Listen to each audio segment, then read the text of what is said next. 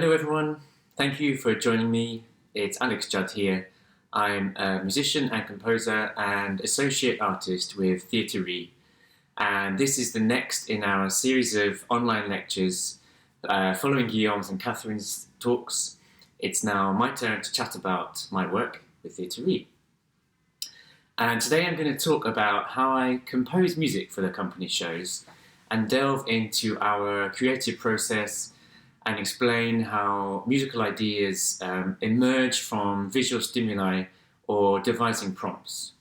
I'll talk about what techniques can be used to elaborate on these ideas and how to turn them into more substantial scores. Now, I should clarify that this is being pre-recorded, which allows us to add subtitles, but also because I want to include some clips from shows to support the practical examples that I will be demonstrating. And we'll then broadcast this live online, where I will be on hand to answer any questions or thoughts that may come up during the talk. So please feel free to message in the chat as this is being broadcast if there is anything you would like to ask, and I can also hang around after the talk for a short Q&A to continue the conversation if needed. Now, clearly I am recording this from home, so there might be some background noises in the form of screaming children, reversing bin lorries, that kind of stuff. So apologies in advance. I'll do my best to edit those out. What I am going to be talking about is very specific to my work with Theatrerie.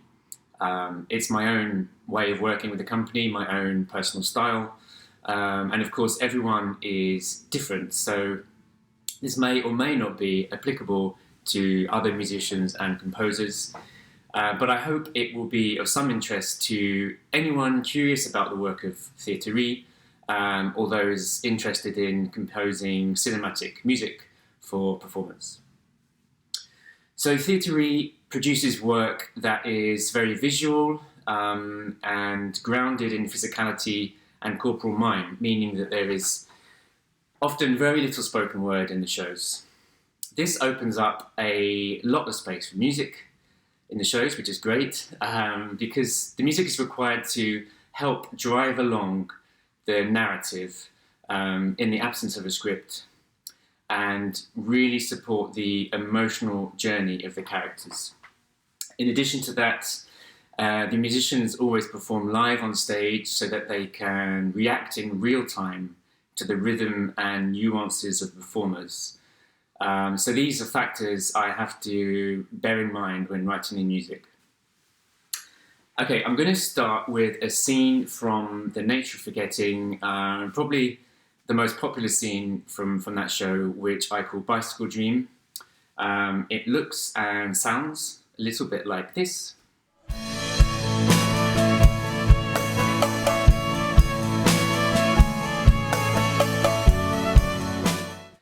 The way the creative process works with Theatrerie is that all collaborators are involved in devising from the very beginning. So I am there in the room from day one, along with the actors, and we basically improvise together based on prompts that are given to us by Guillaume, the director. I remember the session where we devised this scene very clearly.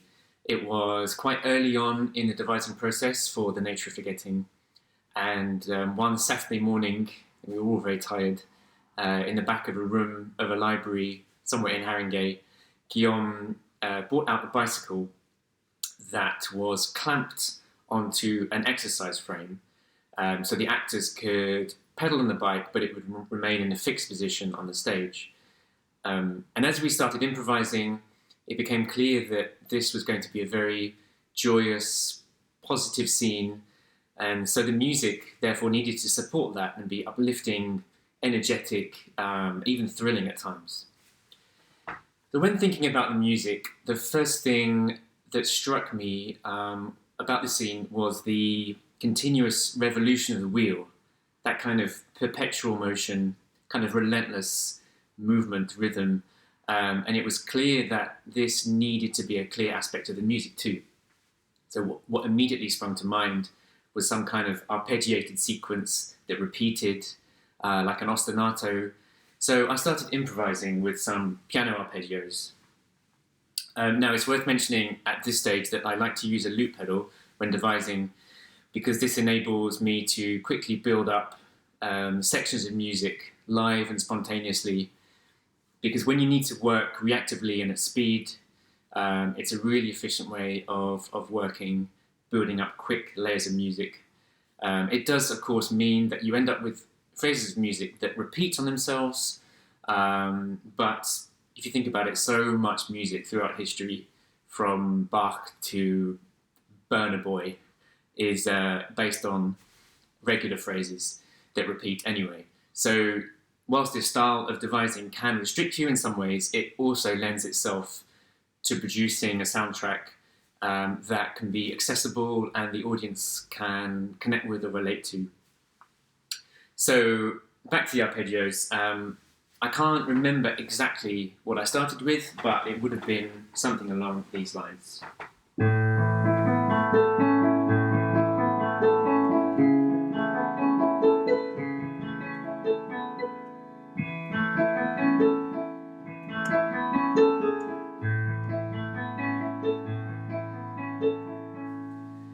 So basically, I've just chosen a key. There isn't often a reason why I choose a particular key. I think in this case, just A major is quite a bright key. You know, it has three sharps, three black notes. So I thought it was just a suitable kind of sound for this scene.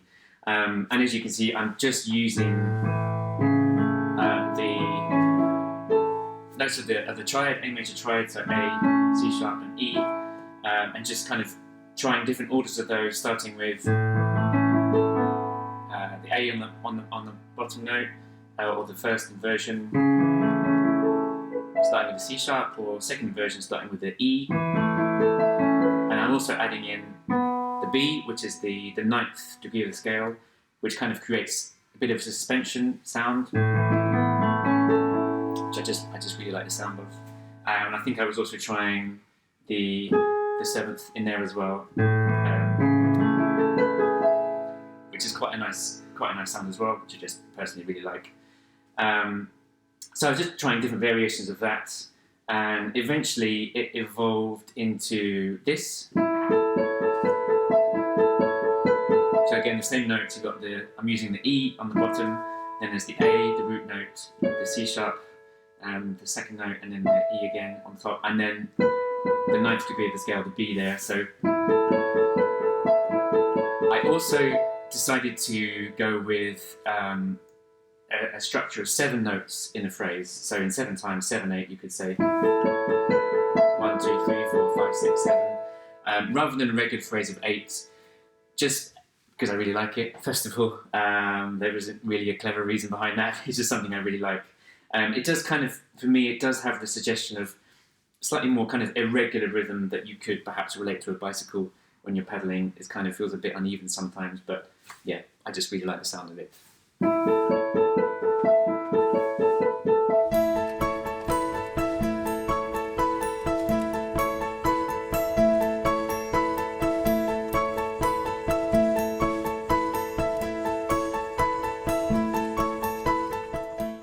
So once I decided on the ostinato I was going to use, the next step was how to add variation to that, thinking about what harmony could underpin the riff. So I started playing around with changing the bottom note of the ostinato.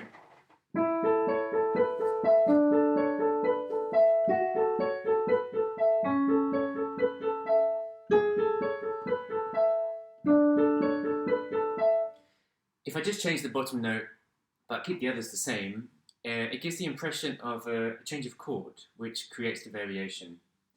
I'm going to just play it again, but add my left hand as well. Keep the right hand the same, but with the left hand change the bottom note.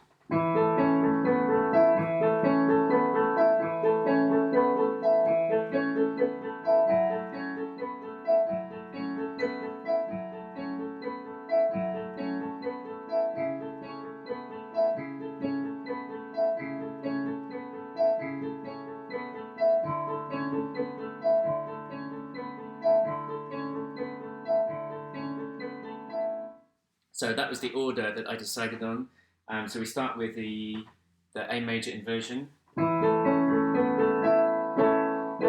So that's with the B in there as well to give the suspension. And then the second chord is with the F sharp on the bottom. So that's essentially F sharp minor 7, with the B still in there as well, which is kind of like a suspended fourth. The next chord is going back to A major again, but this time with the C sharp on the bottom, so first inversion of the A major triad. Again with the B in there, which again is the ninth degree of the scale. And then the last chord in the sequence is that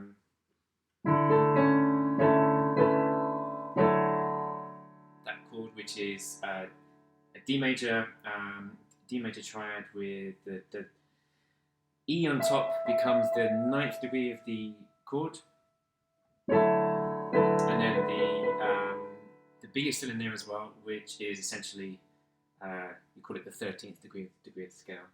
So that one, the first one, second one, third one, fourth one.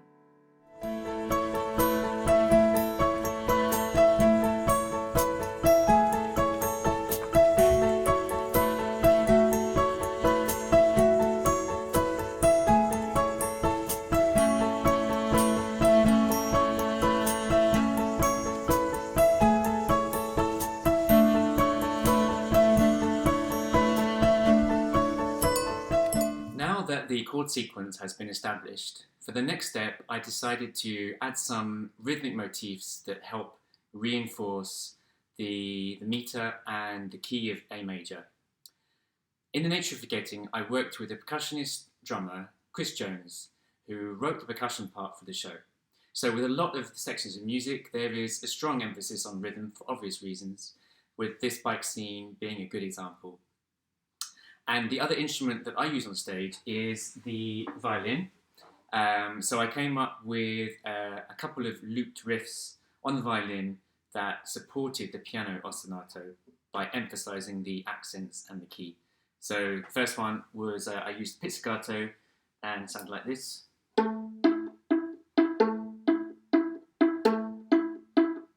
So again, emphasizing the first beat, and the note is an A. So 1, 2, 3, 4, 5, 6, 7. 1, 2, 3, 4, 5, 6, 7. So very straightforward. And another riff, again, just something very, very simple to emphasize the key and the beats. Using the bow, it was simply this. So that's 1, 2, 3, 4, 5, 6, 7. 1, 2, 3, 4, 5, 6, 7. 1, 2, 3, 4, 5, 6, 7. 1, 2, 3, 4, 5, 6, 7. And if I just combine those with the ostinato, you can hear how they mix together.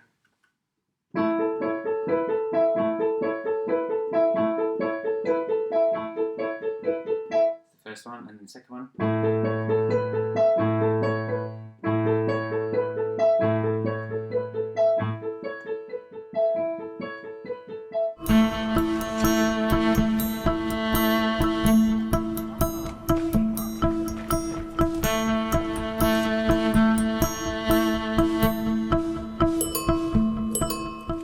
With the chords and rhythm established, it felt like this scene also needed a melody line to help make that connection with the audience. I wanted this scene to feel almost like a song, because even though it's original music and the audience haven't heard it before, a memorable melody line helps to make it accessible and almost familiar sounding, and if done effectively, will add to the euphoria of this scene. So, where to start with a melody?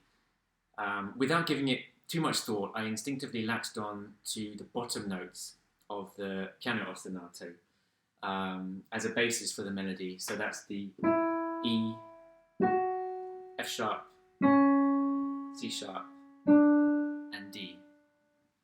And to link those notes together, I settled on two notes to be used as passing notes in between, G sharp and A. So that's the G sharp is the leading note, and A is the tonic of A major. So if you combine those together, it sounds like this.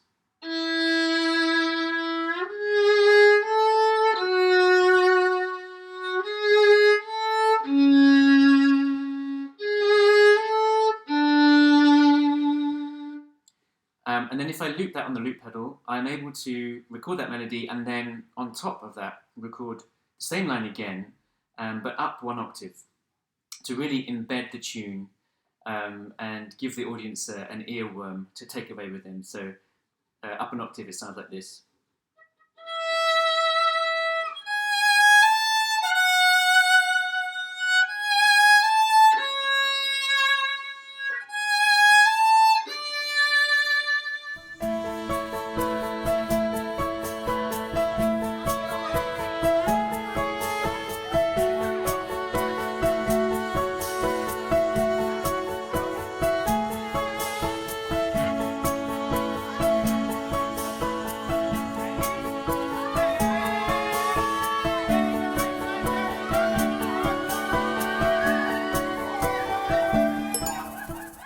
As the scene builds towards a climax, where the two lead characters kiss each other in this outburst of joy and emotion, there is room for more singing from the violin. So I came up with a kind of counter melody or variation of the theme that helped build up the energy and anticipation by using a quicker rhythm, an increase in pitch and register on the violin, and using more notes from the A major scale. So the first variation sounds like this.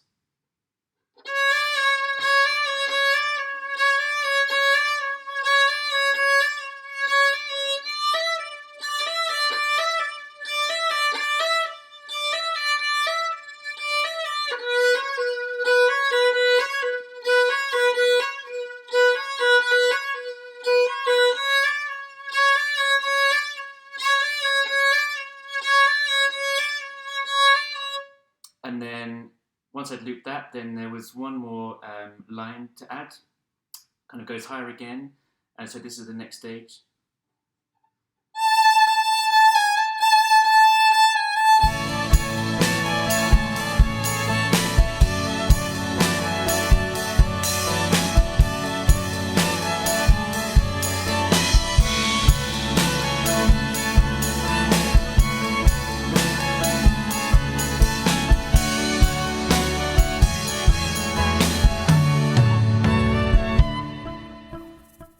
Now that we've come up with 5 or 6 different parts to that bit of music, the final puzzle is how to fit it all together and find a structure with a beginning, a middle with a build to a climax, and an end, with enough variation throughout to keep it interesting so that even though we are looping a repeated pattern, we're still thinking about changes in dynamics, introducing slight pauses in the music or percussion to break up the momentum, and changes in pitch, rhythm, timbre to mix things up a bit and keep what is a large chunk of music colourful and still engaging. It also needs to fit with what the actors are doing on stage, so we work closely together with the director to piece together the bits of the jigsaw and find a structure that serves the narrative and works for everyone. Something else I always try to bear in mind when working with Theatrerie is bringing back certain themes or motifs again at different points in the show. Again, because of that idea of familiarity and helping the audience to connect everything together. So for example, the music from the bike scene in The Nature of Forgetting does appear again later in the show, but this time in a very different context. It happens near the end where the lead character is suffering a breakdown. So a motif that previously was used to uplift is now being used in a much darker and distressed setting. And a simple switch from major to minor can have quite a dramatic change. So whereas before we were keyed in A major with the C sharp on top, so that's the major third. If we switch to A minor and change the C sharp to a C natural, we've got the minor third there, so the riff sounds like this.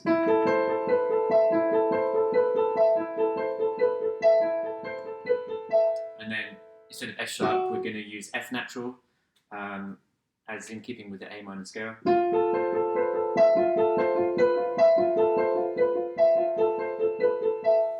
then instead of a C sharp, again we're with the C natural. And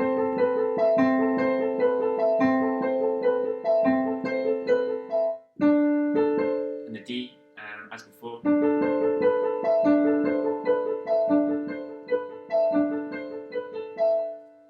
And instead of playing the melody on the violin, I tried playing the melody on the piano, but in a much lower register, so something that's kind of much more aggressive. If we play it down here, so that's our E on the bass note.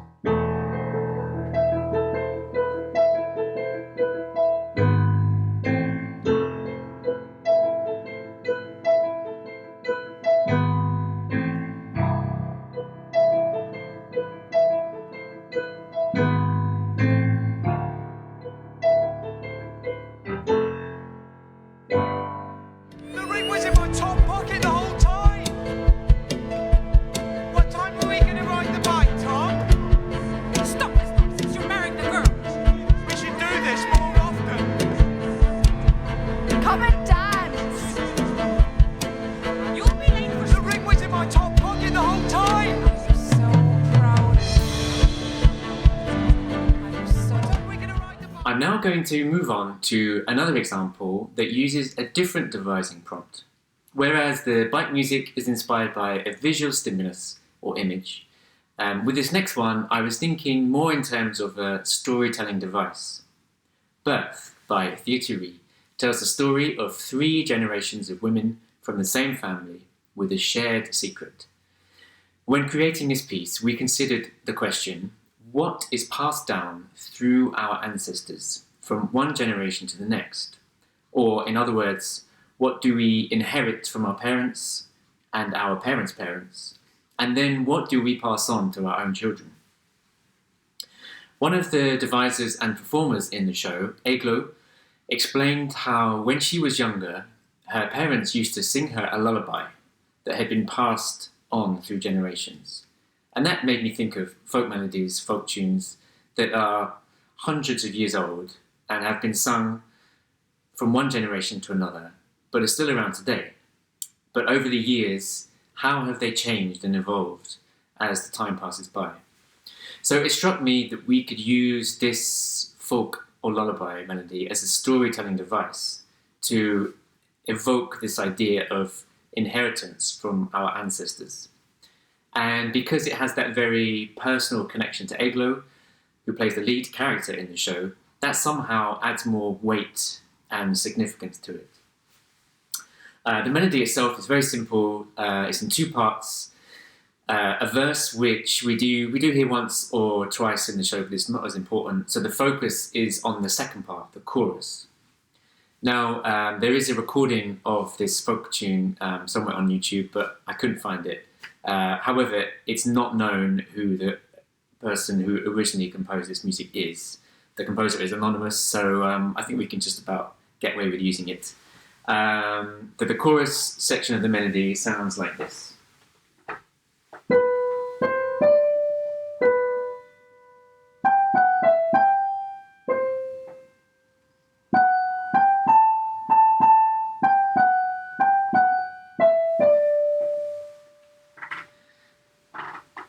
The challenge I faced is how can we use this melody throughout the show and give the impression of evolution through time.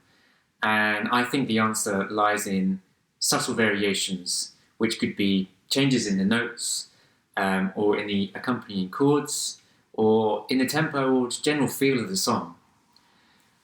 And because this is a key musical storytelling device, it's important to establish it early on. So it's actually the first bit of music that we hear. The show opens with Eglo sitting at the family table, and she picks up a journal in front of her that has been passed down through the family. Eglo opens the journal and we hear the melody.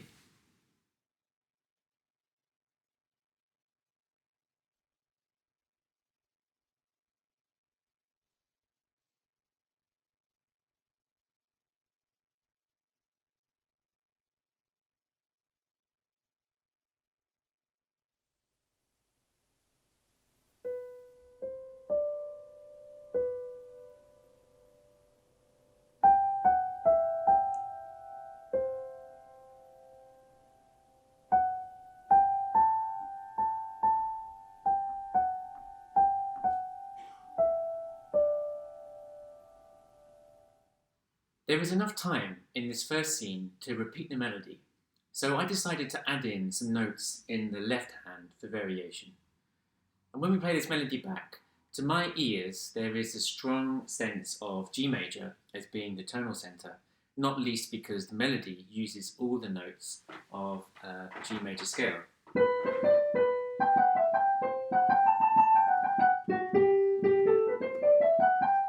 So the chords, for instance, to my ear, in the original version, were probably something along these lines. Chord 1, G major. That's C major, so chord 4. Chord 5 in G major scale, so D, D major 7, or the dominant 7th, and then resolving to G major. But this is the beginning of the show, and the audience has no idea what is about to happen. There is a lot of mystery and intrigue, and I want that to be the case with the music also. It feels as though establishing that G major tonality right at the start isn't really suitable for this beginning atmosphere. So how can I add left-hand notes that are more ambiguous? So I wanted to try a bit more dissonance, a bit more clashy notes. And I tried starting with an E flat in the left hand, which isn't in the G major scale. And it's kind of the flattened 6th of G major. And then you've got a real clash there between the E flat in the left hand, D natural in the right hand, so that's a compound major 7th. And even moving to the B in the right hand still doesn't sound right, still a bit clashy. And then finally we can resolve that E flat to a E natural, so kind of release some of the tension. But with the next section, I still want there to be a clash here. So how about another compound major 7th, B flat in the left hand, that again resolves a semitone up to B natural. So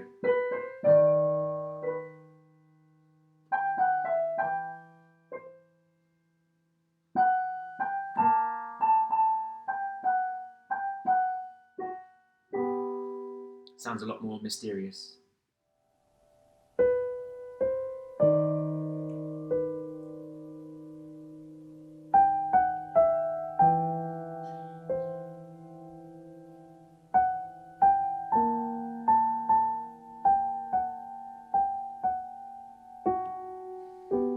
Shortly after this opening, there is a scene where we see the 3 different generations of women, one after the other, in quick succession. That is, the daughter, played by Eglo, followed by the mother, played by Claudia, followed by the grandmother, played by Vita. They are all carrying out the same daily routine, again, something that is passed down through the generations. So we thought this was the perfect opportunity for the 3 of them to take it in turns to sing the melody. Now, without asking them to sing the melody intentionally differently to show that evolution, we thought that simply asking them to sing it in their own personal way, just to hear their individual voices, would be enough of a subtle variation at this early stage.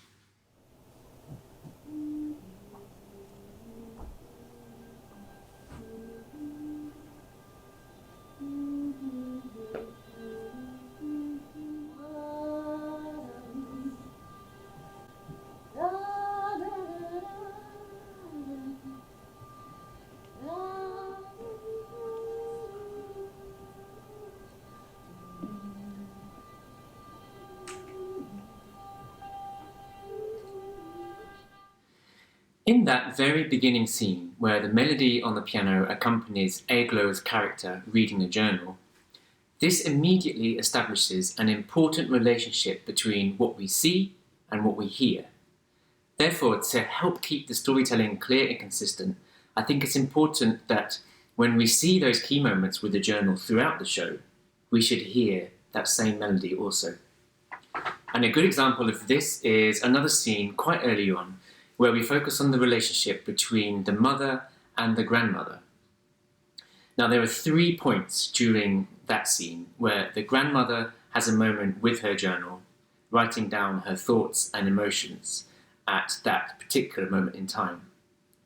As these 3 points are at very different times in her life, as her daughter grows from a child into a teenager, into a young adult, the emotions of each journal moment are very different, and this needs to be reflected in the music. So the first journal moment with the grandmother is a mirror image of the beginning, with that ambiguous harmony.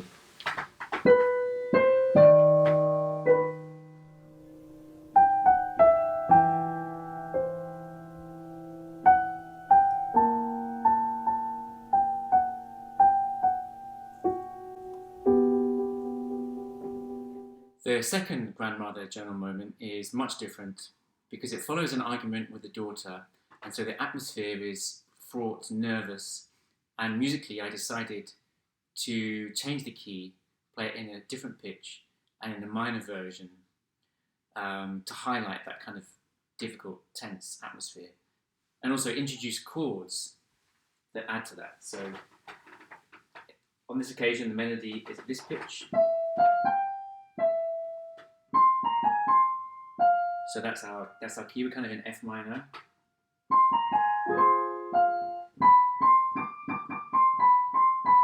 The melody continues, and those last 2 notes is a minor second, so that really kind of makes it sound on edge. And then over the top of that, I added the chords. The first one being, I thought C major with a minor 7th worked quite well, because it feels like it needs to resolve to there, the F minor. With this version, I put the C on the bottom to a second inversion and added the 4th note in there just to add a bit of a suspension. Sorry. Yeah. Next chord. Back to the C major 7 again, but slightly different order of notes. Now for this last chord with a minor second, I thought it would be interesting to add like a diminished sounding chord here, so that kind of diminished sound, because it really wants to resolve to back to the C major 7 again. So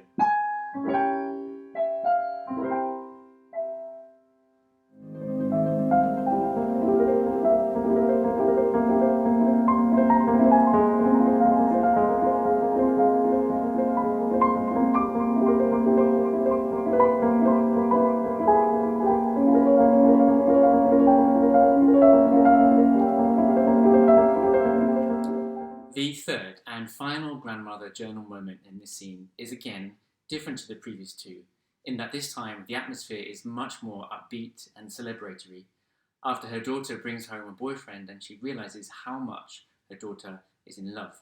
So this time, finally, we can go back to G major, our home key, and really establish that major tonality and positive outlook.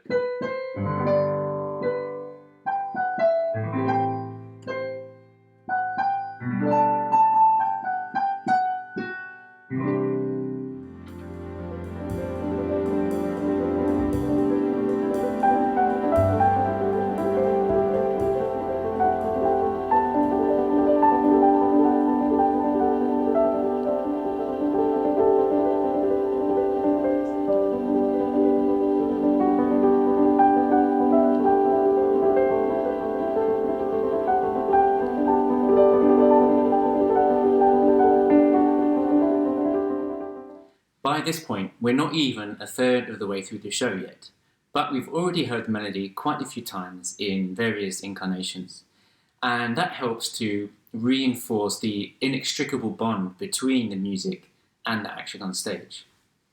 And as the show develops, we hear more versions of the melody, sometimes sung by the actors, sometimes played on the piano or violin, and so that feeling of connection to our ancestors becomes ever more present and visceral. Near the end of the show, there is a scene where finally we see and understand the shared secret between the 3 women. And we watch them slowly circle round the stage in this beautiful showing of strength and togetherness. And this felt like the right moment to bring back the melody one last time, but it needed to be in keeping with a very powerful scene. It needed to be special, it needed to be memorable, climactic, dramatic, but not too much, so no pressure. And as the melody is very personal to Eglo, I had the idea of recording her singing it and then playing this back over the scene, because I wanted it to sound as though it was her ancestors singing to Eglo to give her strength. And so I added lots of reverb and echo delay to Eglo's voice to give it a real kind of ethereal ambience. Accompanying that, I added some tremolo piano chords because the melody is very slow and there's no real sense of meter. So I went with, the melody's in G major still, so I went with C major 7 and D major 7. So the chords kind of swell in dynamic and pitch and then move towards a resolution that finally comes at the end of the show.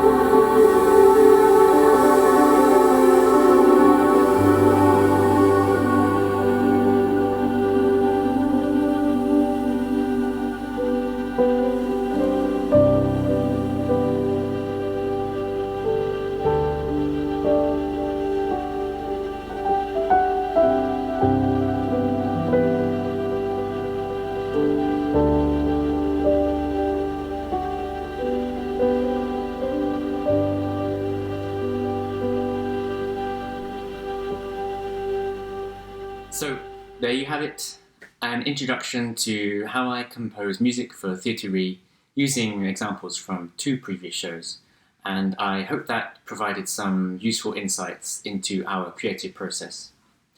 As I mentioned at the start, I'm going to stick around for a short Q&A session once this finishes, so please feel free to write any thoughts or questions you may have in the chat and I'll answer them live online. Thanks for watching and see you next time.